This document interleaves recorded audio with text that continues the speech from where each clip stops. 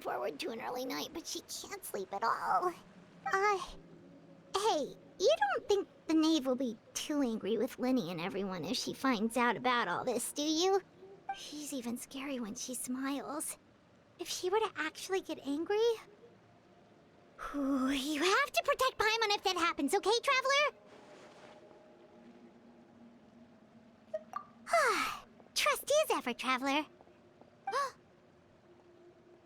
Look! Look over there! Quick! Let's catch up with her before anyone sees!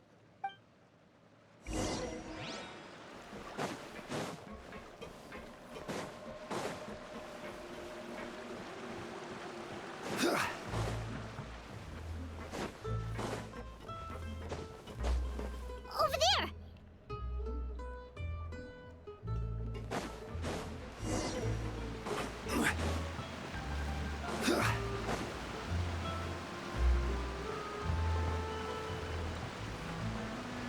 Oh, where is she going? Oh, if someone sees her, we're toast!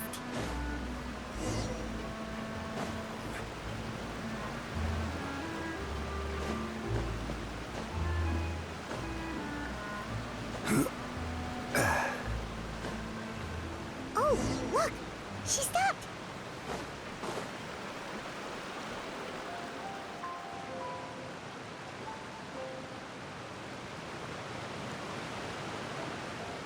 Clairvy! Shh! I opened the window while no one was looking. Look how pretty the outside is. If only I could have more than this.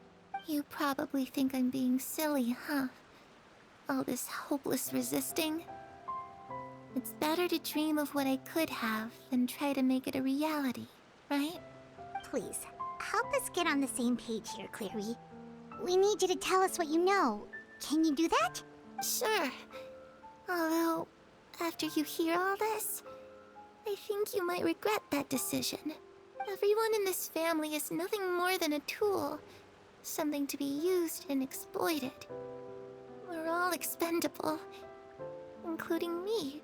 As long as you're useful, you get to stick around. Lose your value, and you're handed over to the doctor, experimented on, and given a fate worse than death. I've seen it happen again and again, and I've had enough. You're saying the knave did all that? It's just... that doesn't seem like something she would do. She's scary and all, but it seems like even she has lines she wouldn't cross. I knew you wouldn't believe me. Everyone thinks she's a good person. They all think of her like a real mother. Mother? But she doesn't deserve that title. She's disgraced it and tarnished it. And if I had things my way, I'd never see her again. If only Perry were here, she'd understand. Perry. There's that name again. Also, Paimon's getting a strange feeling. It almost feels like she's not really here with us. Paimon can't tell if she's actually talking to us or if she's mistaken us for someone else. Spirit, good evening. Well, in any case, it seems like she really needs someone to talk to. We should keep her company for a little longer. She looks so young. But it seems like she's been through a lot. It's getting windy. I should close the window. Ooh, look at the moon. Isn't it pretty? Hey, wanna hear a secret? I heard that if you look up at the night sky in Snezhnaya, you can see the aurora. It's supposed to be super pretty. Even prettier than the moon tonight. Perry and I promised each other that once we're older, we're gonna go see it together. But I can't find her. I'm worried she's also been... No, that wouldn't happen to her. She's special. Mother likes her a lot. I should really go talk to Mother, but we just fought. She doesn't want to see me, and I'm too scared to face her. What should I do?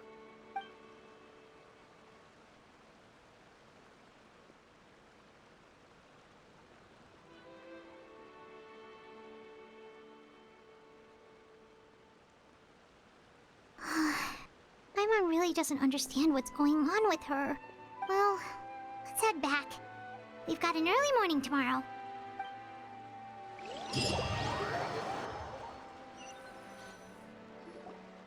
All right, looks like we're all here. Let's go ahead with the plan. Oh? What is it?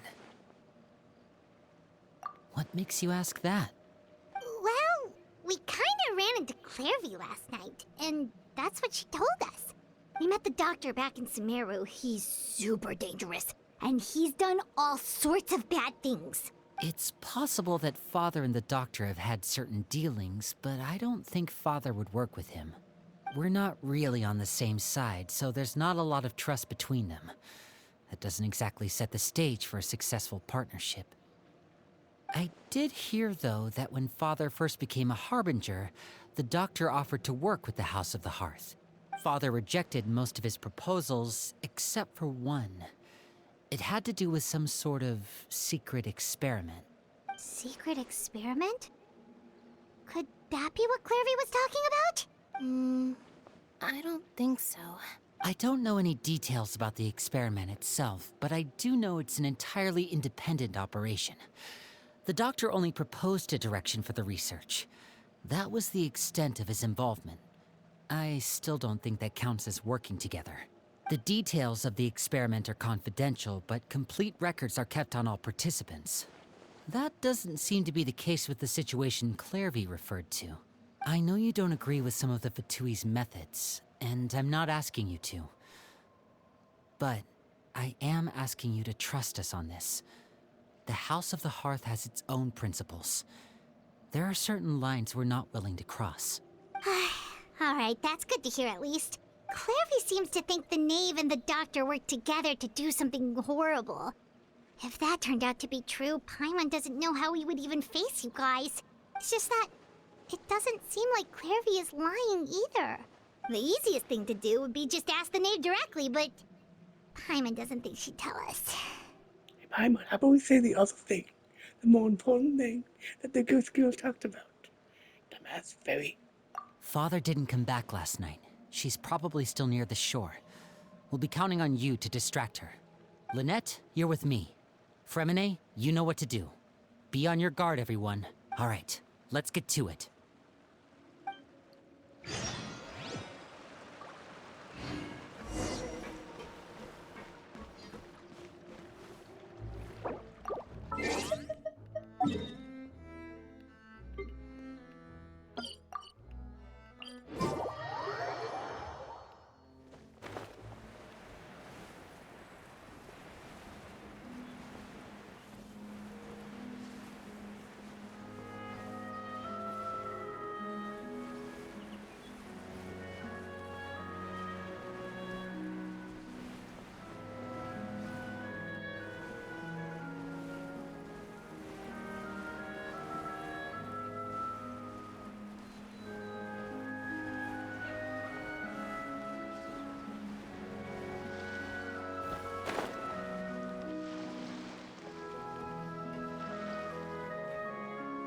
Ah, it's you two again.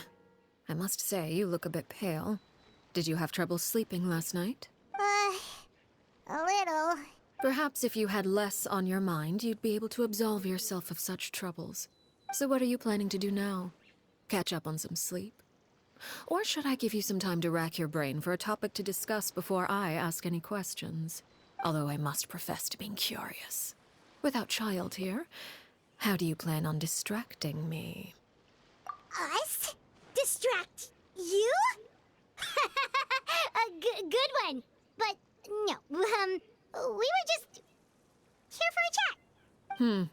Looks like you could have used some extra time to think. No matter. If you don't have any other plans, why don't you accompany me somewhere? Don't worry. I'll be sure to steer clear of any scheming children. The ocean breeze is sure nice today. Children always think they can hide things from the grown-ups. But nothing gets past me. Least of all a little scheming. I think I'll let them have at it for a little longer. I can be very patient. Well, I'll leave you to think things over. If you're so inclined, meet me outside the Palais Mermonia. Good things come to children who do as they're told. So I do hope you decide to tag along. If only for your friends' sakes. What should we do? She clearly knows about everything we've been doing, and Paimon doesn't think it'd be a stretch to say she was threatening us just now. Holy suspicion. Oh, good idea. Hopefully he sees it in time. Well, we should probably head to the Palais Mermonia. Paimon doesn't want to find out what happens if we don't show up. Based on what the knave was saying just now, it sure didn't seem like it'd be anything good. Guess all we can do is Okay, just then we step right probably up. shouldn't keep her waiting. It seems like Linny and the others are on thin ice, so let's do our best to not get them in any more trouble. Don't be surprised if it's about the other kids.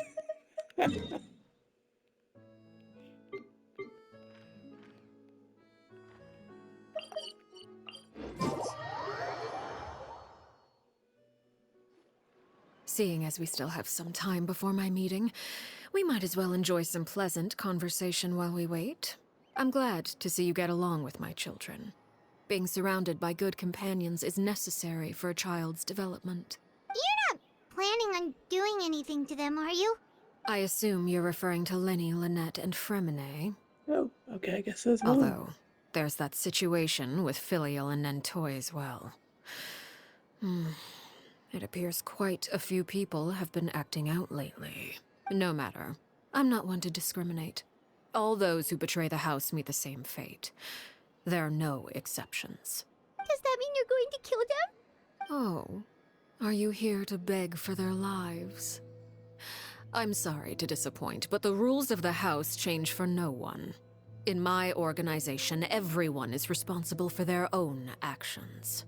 But don't you care about them at all? They really respect you. They even call you father. You must feel something for them. Any organization in which feelings come before principles is one destined for ruin. The House of the Hearth is hardly an exception. You could say our principles are more stringent than most. Perhaps I can offer you this consolation at least. As our guests, you two will not be held accountable along with them. You know, the I would self imagine issue. Linny, Lynette, and Fremine will be able to keep their lives. As for Filial, Nentoy, and the others, I'm afraid there's little I can do. They can try to escape, but once you know our secrets, there's no getting out alive. But that's awful. Ah, you seem concerned. Out of consideration for my guests, I suppose I could turn a blind eye for a little longer. If Linny and the others manage to dispose of Clairvy in the meantime, all evidence of their wrongdoing will be lost. In that case, I could hardly punish them for something I couldn't prove. If their efforts are unsuccessful, on the other hand, all will be held accountable. And the punishment will be severe. Of course. Oh, and here, I believe this belongs to you. Do try and keep better track of it next time. No. It takes a considerable amount of time to train a bird like this. It would be such a pity if you were to lose it. Permanently. Wait, where did you get that? She caught it. Well, I'm afraid that's all the time we have to chat. Now, for the matter at hand. I asked you to meet me here because I have business at the Palais Mermonia. It has nothing to do with you, but I think it would be prudent for you to stick by my side for the time being. There will always be time later to run off and tell Linny what you've learned. Well, time to go. Looks like we wrapped things up just in time.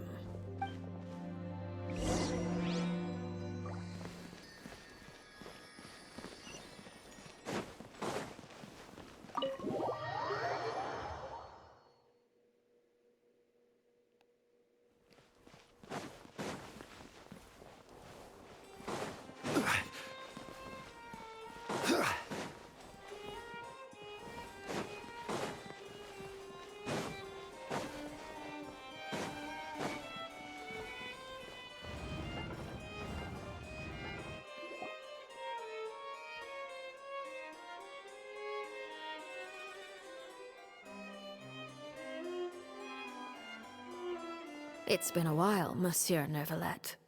I must say, I wasn't expecting my meeting request to be approved quite so quickly. The Palais Mermonia operates with an efficiency worthy of admiration. It is only right that an esteemed diplomat such as yourself should be afforded the proper level of respect. Although, if I may speak plainly, I must confess that I did not anticipate we would have the occasion to meet again after presenting you with the Gnosis. I see you brought the Traveler and Paimon with you as well. If I may inquire as to the purpose of your visit. I'll be departing Fontaine shortly. There is, however, an outstanding matter that I would like to see resolved before I go. It requires a rather lengthy explanation, I'm afraid. So I took the liberty of explaining everything in this proposal. Please review it at your leisure, Monsieur Neuvillette.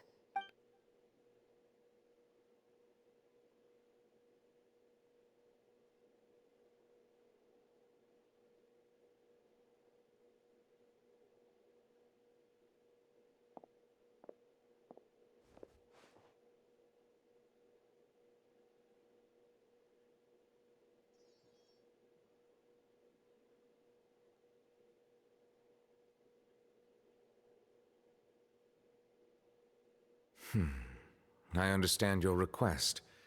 However, at the risk of causing offense, I must admit that I fail to see why you would wish for such a thing. I heard you have a certain fondness for water tasting, Monsieur Neuvillette, so allow me to use water as an analogy.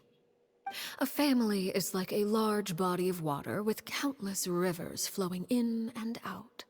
As someone who watches over this system, I would hope that each river that flows from the source will eventually reach the ocean. Of course, objectively speaking, I know this is impossible. Most of the rivers will dry up along the way, disappearing into the ground and leaving nothing but a barren riverbed behind.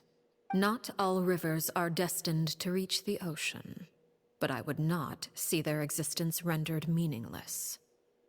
I believe the water that flows within them is simply meant for a different destination, like a field in need of irrigation. Or perhaps the glass of a certain water-tasting enthusiast.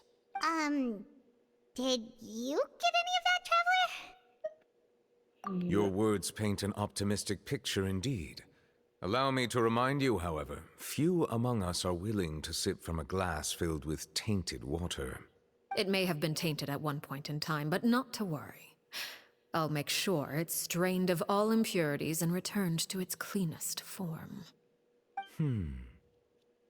I seem to recall there being a transactional aspect to your proposal. Perhaps you could expound on that? If you accept my proposal, Monsieur Neuvillette, I will gradually withdraw my forces from Fontaine. And, unless absolutely necessary, I will no longer carry out any special missions within Fontaine. I presume I can take your words to mean that, in the future, cases similar to the Tartuffe assassination will cease to cross my desk? Tartuffe? Ah, that thief who embezzled funds from all those charities, you mean? My deepest condolences to his family, but without any evidence, I cannot imagine how the House of the Hearth might have been involved in his passing. Of course, if you accept my proposal, Monsieur Neuvillette, I'm sure certain measures could be taken to reduce the frequency of such troubles. So confused. You choose your words carefully indeed. In that case, I am inclined to accept your proposal. My thanks for your generosity, Monsieur Neuvillette. Well, with that settled, we should be going now. I took the liberty of bringing along 2 bottles of spring water from Snezhnaya for you to enjoy. I do hope I get the chance to hear your impressions. Perhaps at our next meeting, yes? Indeed. I trust you would not overlook your commitment in the meantime. All right, Traveler Paimon. Time to go. This seems here about to assassinate someone, but I don't understand what that first bit is about.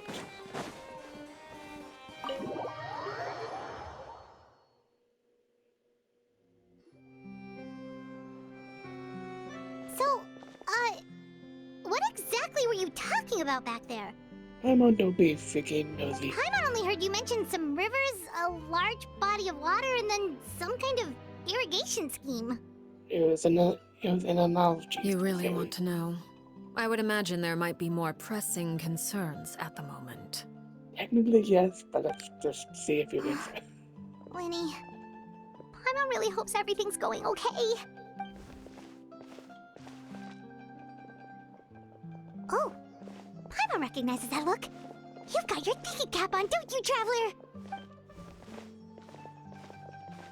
They seemed relaxed, but she didn't seem to be joking earlier when she said those. She had the whole nation must pay with their lives. Serious about punishing these kids.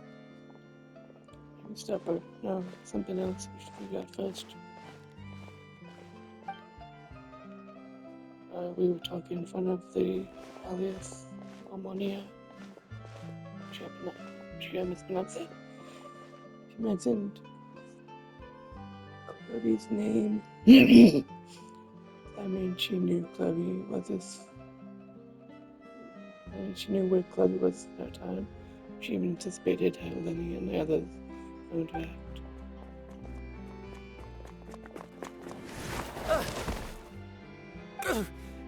Oh, shoot. Are you alright? Oh, jeez. I'm so sorry. I was so focused on selling these papers, I wasn't looking where I was going. Well, let me make it up to you at least. Here, take this paper. On the house. This guy is from House of Hoth. Huh. Well, apparently. Exactly. Because he is. Oh, you don't have to give us Why anything. is he kissing her? Please, I want to. It's not like I'm short on supply. All the extras will be useless come tomorrow anyway. It's my fault, really. I was just trying to bring home some extra mora for the family, but I bit off more than I can chew. I haven't had many takers today, so I'm still swimming in papers. What's going on here? Nothing much. I just ran into your friend here on accident. I should probably get going, actually, so... Hold on. Of course, I'm happy to compensate you with mora, it's just... I don't have any on me at the moment. I'll take 3 papers. Here. Your payment. Oh! Thank you for your patronage. May the Archons bless you with good fortune. If only I had the chance to run into such generous customers every day. I should probably just take on a smaller inventory though, right? I'm getting married soon, so sometimes it's hard to not get ahead of myself. Anyway, I should head out. Goodbye! Well, now that my affairs are settled, we should take the boat back to Poisson. We've even acquired some light reading to enjoy along the way. Actually, why don't we stick around for a little longer? My mom, being that guy has told us all we need to know. Well, it's most of what we need to know, so we need to know. Paimon just realized how hungry she is. She can't head back to Poisson on an empty stomach. Damn glutton, just eat my inventory. So it sounds buy more time. Head back now. I doubt Lenny and the others will have made any progress. Should we It do? appears you two are under the impression that delaying our return will somehow alter the situation in your favor. I'm sorry to ruin your fantasy, but your efforts are meaningless. That being said, I could be persuaded to give Linny some extra time. I just have one condition.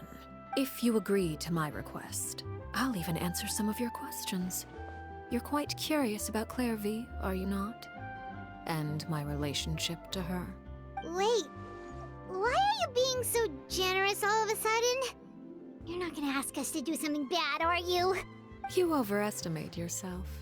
You don't have the talent for bad things. Then what can you possibly... The most important consideration in a negotiation is that both sides receive something they want.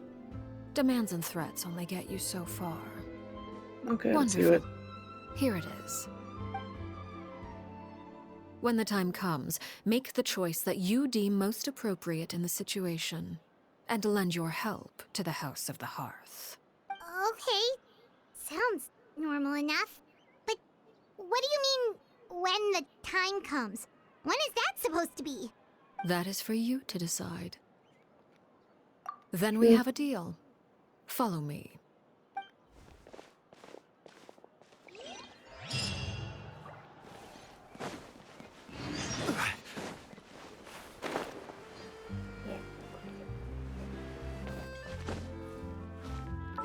Stuck. Whoa.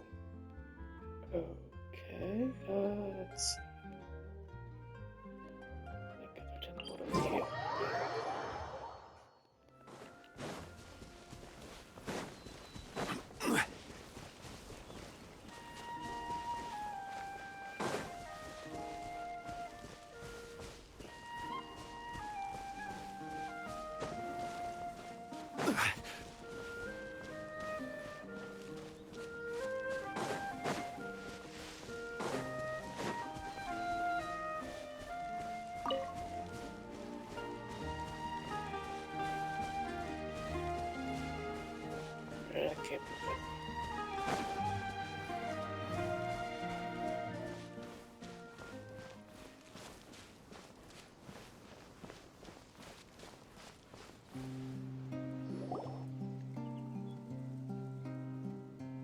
What is this place? The former house, I'm assuming. Somewhere long forgotten by everyone. It used to be a grand building. Now it's nothing more than a pile of rubble. No one comes here anymore, nor does anyone care about what once happened here. Although, this place does have something to do with the story I'm about to tell you. It was before I became a Harbinger, and before Linny and the others joined the House of the Hearth. Due to certain events, I first killed Clairvy and then her mother. And this is where it all happened. You were the one that killed Clairvy? Patience now. Allow me to explain Clairvy's side of the story first. I'll start from the beginning. Clairvy was 6 years old when she was brought by her mother, Crucibina, to live in the House of the Hearth. From the outside, it seemed like a fairy tale. A thriving family made up of kind adults and friendly children. Crucibina was the knave at that time, and the House of the Hearth was under her control. She was Clairvy's mother by blood, but she was also the mother to all the children in the house. Clairvy was happy here, for a time. But she quickly realized that being part of this family wasn't a fairy tale at all. It was a kind of purgatory. Purgatory? Exactly. The House of the Hearth takes in war orphans from all over Tevat. But as for how to raise them, that depends entirely on the person in charge. Crucibina came up with a novel idea. She would teach the children to fight, force them to duel each other, and then crown as the king of the house the child who proved themselves most worthy of inheriting her title. It's difficult to estimate the number of children who died or were maimed in the process. There's little I can say about the ones who died. The ones that emerged with permanent injuries, on the other hand, well, they still served a purpose. They would be handed over to the doctor to be experimented on, or sent away on dangerous missions. Nothing more than tools to be used and then discarded. So those were the experiments Clairvy was talking about. But what actually happened to her?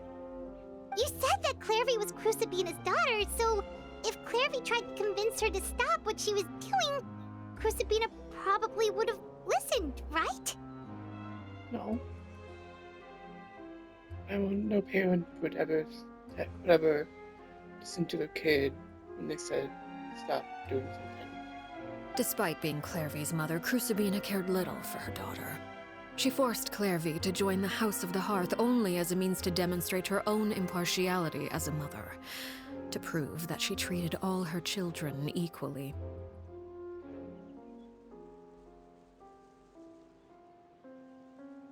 Clairvy did try to convince her mother to change her ways, but it was to no avail. After her efforts failed, the only other option was to rise up and try to fight back. Unfortunately, the other children had already been thoroughly indoctrinated into the illusion of happiness Crucibina had created. Of course, there was one exception. Someone Clairvy's age who knew the truth about the House of the Hearth. Her name was Peruere. Oh, okay. Wait, the friend that Clairvy mentioned? Friend, huh? I suppose we can call her that for now. Clairvy was a cheerful and passionate person with a tenacious spirit. Peruere, on the other hand, was rather cold-blooded. Her cold-blooded nature allowed her to see through Crucibina's facade. Yet, it was also this cold-bloodedness that prevented her from acting against it. At least at first. While Clairvy longed for freedom, Peruere was convinced that, amid all the fighting and violence, she would make it until the end. Despite their differences, the two became fast friends, united by their knowledge of the truth. Clairvy told Peruere that she hoped to create a real family, where no one would be killed or sacrificed. There may have been a certain naivete to her ideas, but Clairvy proved her determination many times over. She tried countless times to run away, ask for help, or expose the truth. But her efforts only earned her beating after beating. The only thing that kept her going was her strength of will. Even with her body racked with pain, she would still stand on her tiptoes and open the window at night. She and Peruere would look out at the moon together, a fierce longing for freedom shining in her eyes. But one day that light simply vanished. Oh no. What happened? Her hopelessness resulted from a culmination of things. 10 years had passed. 10 years worth of failure after failure. She and Peruere weren't children anymore, but finding any chance to escape still seemed as hopeless as ever. It was during this time that Peruere suggested a new plan. If escaping was out of the question, why not take down the very person sitting on top of this throne of lies? Mother herself. Clairvy rejected that proposal. She claimed that, as a famous harbinger, Crucibina possessed an unimaginable amount of power. Trying to kill her would have an incredibly low chance of success. Clairvy never gave another reason, but Peruere could see it written all over her face. Clairvy still thought of Crucibina as her mother. Killing her own flesh and blood was a line she couldn't bring herself to cross. If she couldn't escape and fight back, then only one option remained. Precisely. Death was the only way that she felt she could be free. It happened during a duel. When she arrived at the dueling ring that day, her partner turned out to be none other than Peruere, the very person that had stood by her side all those years. It was a fierce battle, but ultimately, Clairvy decided to let Peruere end her life. From that moment on, Peruere's journey was one written in flames. When the rain finally came and washed it all away, there she stood, the sole victor in Mother's endless game of slaughter. A trail of corpses strewn across her path to success. It was the very result she had predicted 10 years prior. Even then, she believed she would make it until the end. She wasn't surprised by the fact that she emerged as Mother's undisputed heir. Rather, her success left her with an inexplicable sense of restlessness. She was unsettled, and there was only one thing that could quell that sensation. Perhaps you two would like to take a guess as to what it was? Crucibina, you mean? But... Correct. This is the place where Peruere killed her best friend. A mere year later, this is also the place where she fought tooth and nail to kill the mother they shared. The moment she acted, any conception of what was right or wrong ceased to matter. It's one of the principles of the house. Only those who survive get to write the rules. Peruere won the battle, and became a harbinger herself. After which Her Majesty, the Tsaritsa, bestowed upon her a new name. Arlecchino. So the Perry Clairvy was talking about... It was you all along. You're Peruere. Arlecchino is just a name you got later. I left that name behind long ago. I must say, hearing it now does bring back memories. After I defeated Crucibina, the moniker of Mother died with her. I chose to forego the title she called herself, and even chose to give up my own name. I rebuilt the House of the Hearth under a new identity. Not only as Arlecchino, but as father. And that is where the story ends. Any more questions?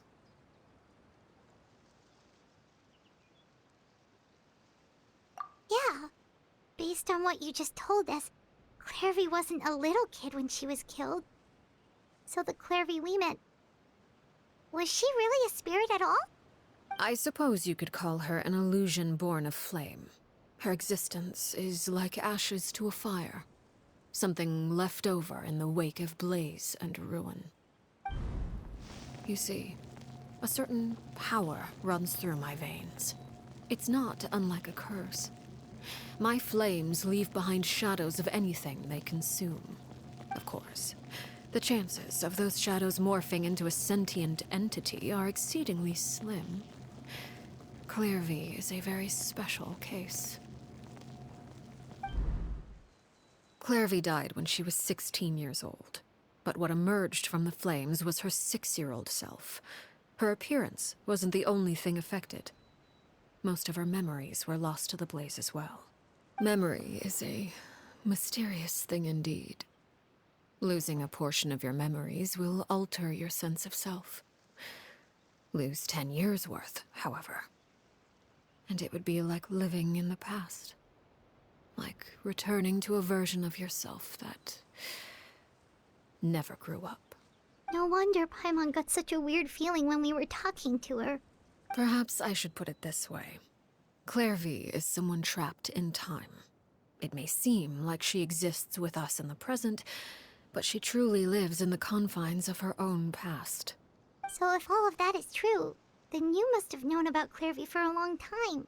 Indeed. She's a rather volatile and unstable entity. Sometimes she would look after the children. She's even saved some of their lives.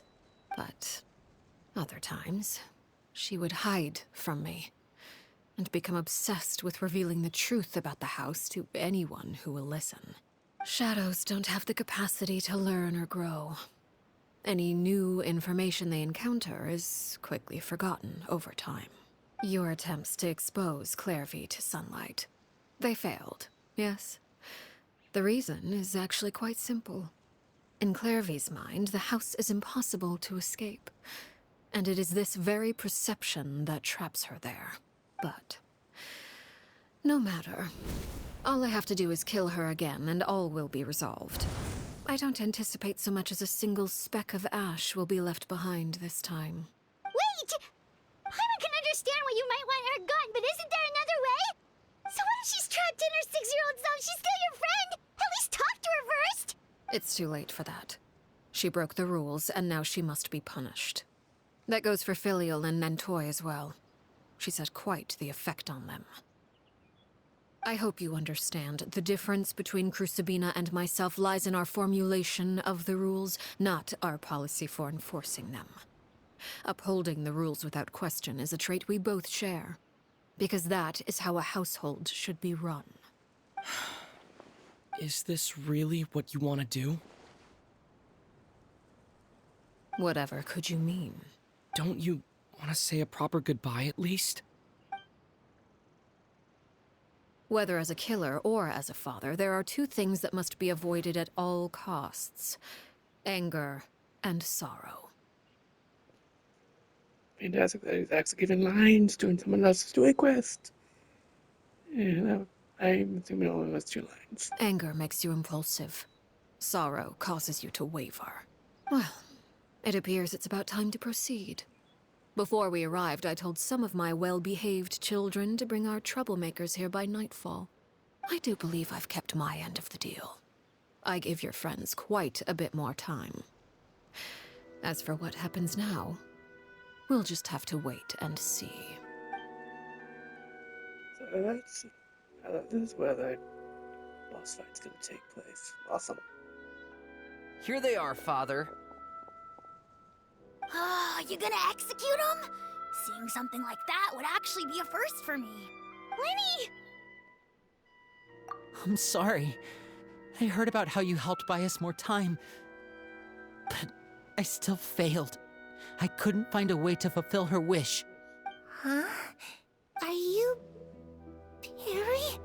Indeed, it's been a while, Clairvy. Perry! Shh.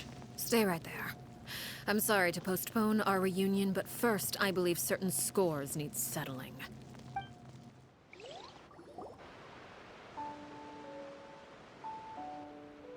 Father, let me explain. Out of my way. Father! You chose to conceal a threat to the house. And for that, you must be punished. Overall, however, I suppose your wrongdoing is hardly the most egregious of the bunch, so I'll deal with your punishments later. As for right now, the more pressing concerns are the traitors among us. By traitors? Do you mean us? Father, let me explain. We didn't mean to. Fultz, why don't you share what you heard? Yes, Father. Secret midnight meeting number 3.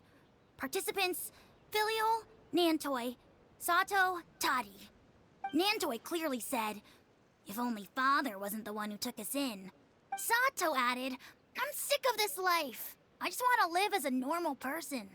Filial was the worst of them all. She called us crazies and said a bunch of mean things about Father. I did not! You're lying! Fultz is trying to frame us.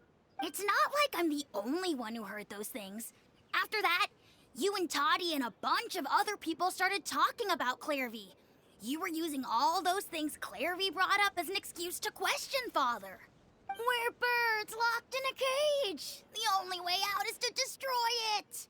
That's what you said, wasn't it? You little. You just want me gone, don't you? What did I ever do to you, huh? And you, Sheplo, have you forgotten who stood by your sickbed, watched over you, and changed your dressings? Come on, let's hear it then. What's your reason for all this? You're wrong, Filial. We don't want you to die. You're our family. Liar. You wouldn't be doing this if that were the case. So why? Why have you backed us into a corner? We all live in the House of the Hearth. You know the type of work we do, Filial. A single betrayal can cost dozens of us our lives. It's not like it's never happened before. That kind of thing is hard to forget. That's why the House of the Hearth cannot tolerate any form of betrayal. Ever since we came to Poisson, you've had 7 secret meetings. A lot of the things you talked about really crossed the line. You've been spying on us for half a month? Wait a second. Now that I think about it, the move to Poisson was just a way to make it easier to spy on us, wasn't it? Because we were all in one place. You've had this planned all along. Filial, Nantoi, I'm sorry. I owe you both my life. I owe Clairvy too. If it weren't for all your help after I got poisoned, I wouldn't be standing here today. If this were any other situation, I would do anything to repay that kindness, even if it cost me my life. But rules are rules. I'm sorry. My hands are tied. Why? Why? That's enough, Filial. We made a mistake, and we should own up to it. We broke the rules, plain and simple. And now we have to face the consequences. I'm sorry, Sheplo. Fultz. I'm sorry, Father. We accept our punishment. Chapleau, according to the rules of the House of the Hearth, how should these traitors be punished? All those who betray the house pay with their lives. And so it shall be.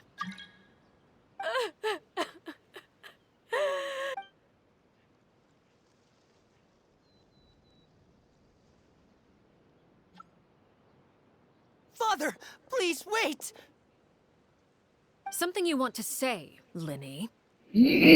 Please reconsider, Father. What Filial and the others did, does it really count as betrayal? We all come from broken families. From the very first day we joined the House of the Hearth, we wanted nothing more than to make it a real home. But the truth is, none of us know what a real home should look like. I'm not saying I have all the answers. All I know is this. Killing Filial and the others may uphold the rules, but doing so will only bring us further away from being a real family than we've ever been. So please, Father, please, reconsider. I agree with Linny. Father, please. Linny, you... I also agree with Linny.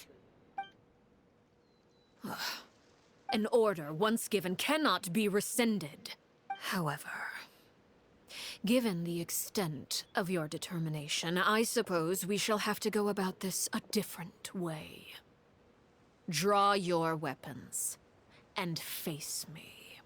Our weapons? Father, are you referring to a duel? Precisely. The rules of the house will not be altered. Traitors must be punished. However, resolving disputes with a duel is also one of our rules, one that also applies to me. Demonstrate a sufficient showing of strength, and I shall offer a concession. Wait. Beat Father in a duel? Impossible. Father is way too strong, even for Lenny.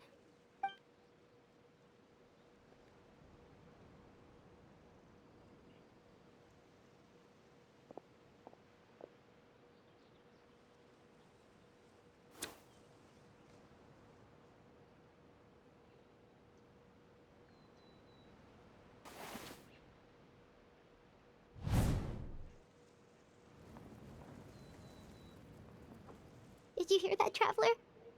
Lenny and the others have to duel the knave. What should we do? Can they really win something like that? If they lose, those people from the house are really gonna be executed. Hey, are you listening? You really what you want to know? You've seen someone that was supposed to executed, and that person's alive. Someone seems their memory's been wiped under some bed. Don't you want to say a proper goodbye at least? Anger makes you impulsive. Sorrow causes you to waver. Man, you never actually answered my question. But that makes the answer pretty obvious, doesn't it? Looking at that expression on her face, she seems really serious about this. Guess that means there's no chance she's throwing the duel on purpose, huh? When guests are around, families are often on their best behavior. And any disputes are less likely to escalate. When the time comes, make the choice that you deem most appropriate in the situation, and lend your help to the House of the Hearth. What's wrong, Traveler? Hey, where are you going? Traveler? I'd like to see myself with a full about pretty much just can do. You're asking to join the duel against the knave? Apparently, yep. I'll allow it. We do have a ready-made dueling ring at our disposal, after all. All I would advise is this. Keep a firm grasp on your weapon, and give it your all. Any less, and you may just lose your life. Awesome.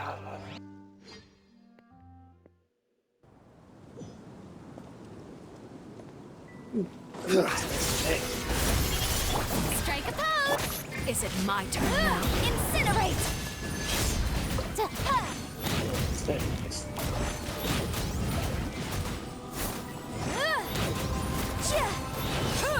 Now's our chance! Is it my turn? Now that's more like it.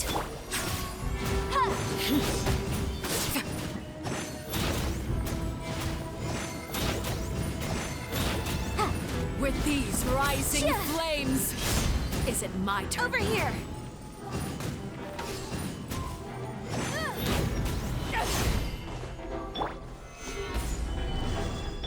The show begins!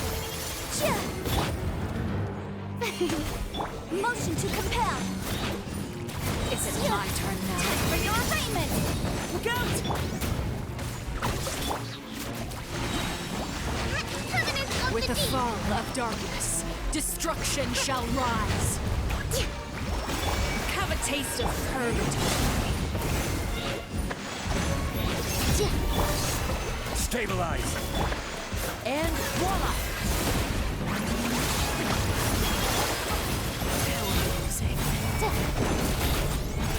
Boom boom!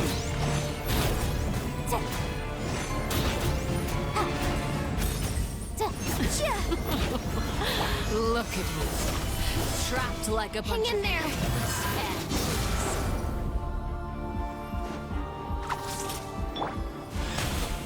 With these rising flames!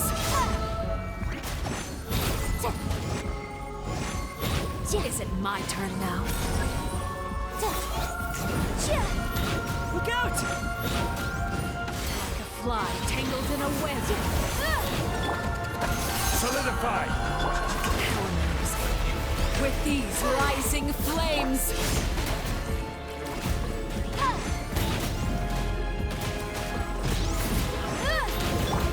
Watch out for Father's movements! Not bad. You've proven to be a worthy opponent after all.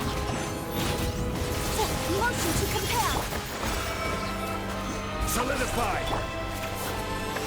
Time to shine!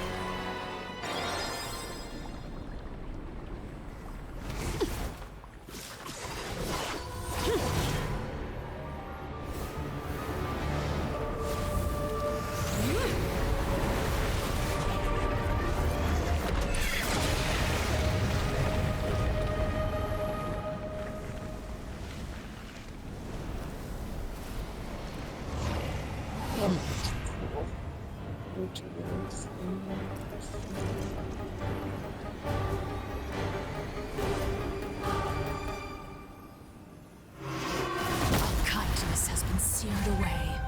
My blade is all Watch out that for remains. Father's movements! Look out!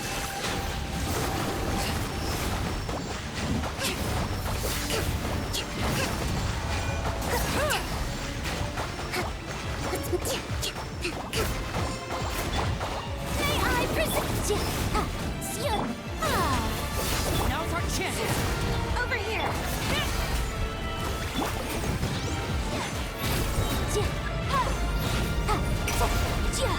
Let's see how strong your resolve truly is.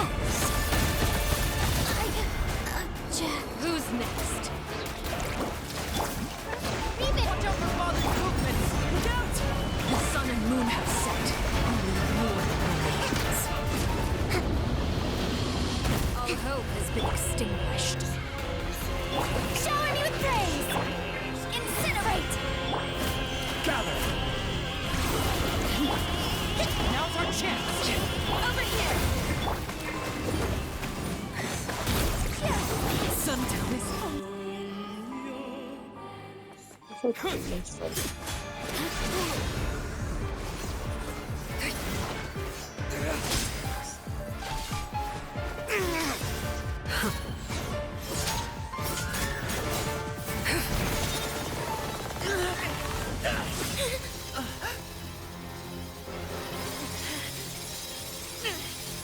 You should know better than to crowd in one place.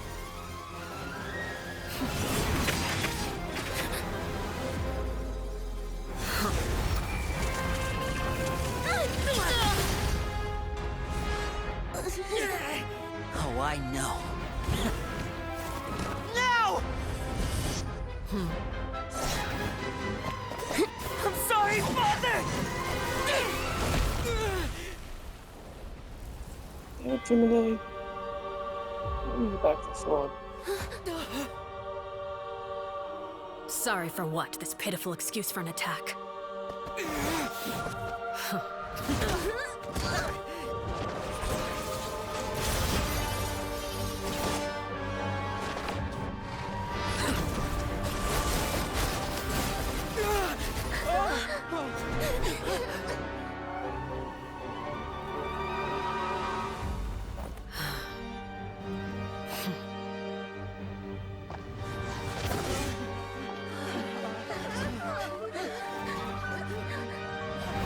Father, no!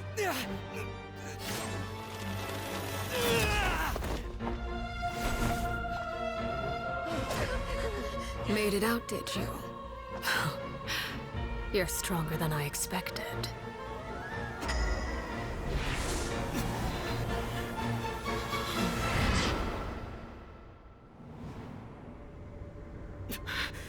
A crimson moon? I can't move.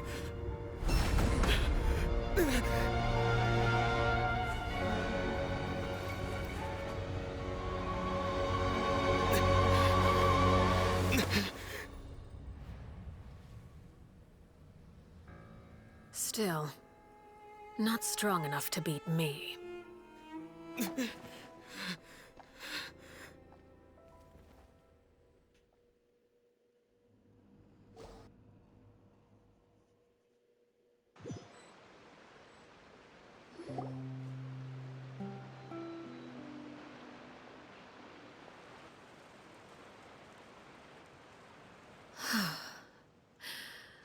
I believe we can end things here. It's not often that we get to enjoy the company of guests, after all. We wouldn't want things to get too out of hand. Brother, are you alright? Lenny!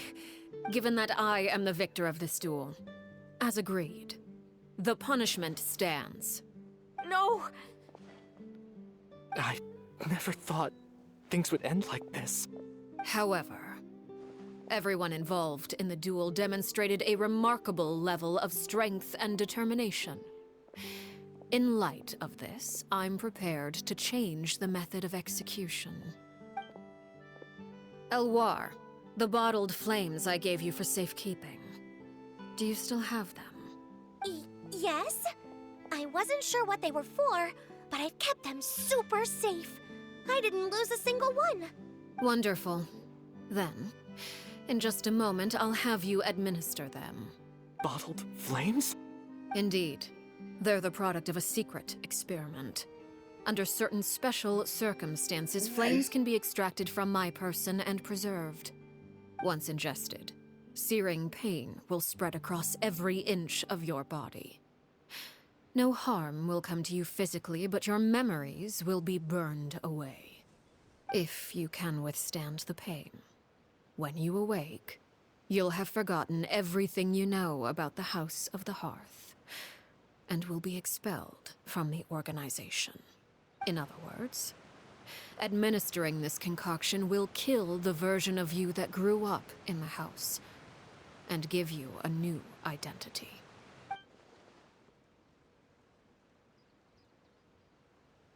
So that, it's like, man, that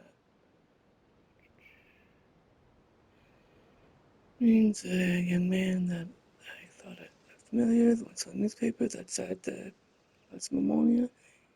He must have been the same earlier. I saw on the list of executions. He wasn't for Memory is a mysterious thing indeed. Losing a portion of your memories will alter your sense of self.